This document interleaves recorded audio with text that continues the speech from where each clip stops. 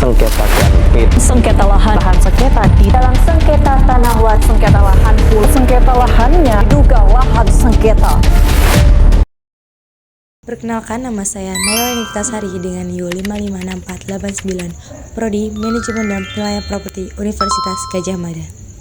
Di sini saya akan membahas mengenai hukum permasalahan yang sering terjadi di salah satu hukum agraria di Indonesia.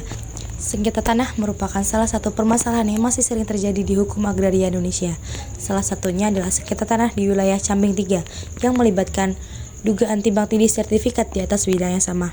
Berdasarkan pemberitaan yang beredar pada tahun 2026, sengketa tanah Cambang 3 ini menunjukkan adanya dugaan tumbang tindih sertifikat di mana terjadi klaim kepemilikan dari berbagai pihak seperti dari pihak individu maupun perusahaan.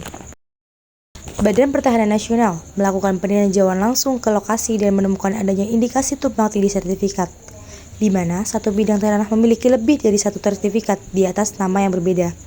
Selain itu, kasus ini juga melibatkan perusahaan perkebunan sehingga konflik berkembang menjadi sengketa hukum yang diproses melalui jalur peradilan. Dalam hukum agraria, tumbang tindih sertifikat merupakan hal yang seharusnya tidak boleh terjadi karena dalam setiap bidang tanah hanya boleh memiliki satu hak yang sah. Permasalahan ini umumnya disebabkan oleh kesalahan administrasi, ketidaksesuaian data, serta lemahnya pengawasan dalam proses pendaftaran tanah. Akibatnya, muncul ketidakpastian hukum karena sertifikat yang tidak lagi dapat digunakan sebagai alat bukti yang kuat. Sengketa tanah ini tidak hanya berdampak secara hukum, tetapi juga memiliki implikasi sosial dan ekonomi. Di satu sisi, masyarakat yang telah menguasai tanah secara turun-temurun merasa memiliki hak atas lahan tersebut. Namun, di sisi lain, pihak perusahaan memiliki dasar legal formal berupa sertifikat atau izin usaha yang diakui oleh negara. Perbedaan antara penguasaan fisik dan kepemilikan secara hukum inilah yang sering terjadi menjadi sumber utama konflik dalam sengketa pertanahan. Kasus sengketa tanah di Cambang 3 ini menunjukkan bahwa masih kurangnya sistem administrasi pertanahan di Indonesia, khususnya dalam hal akurasi data dan pengawasan.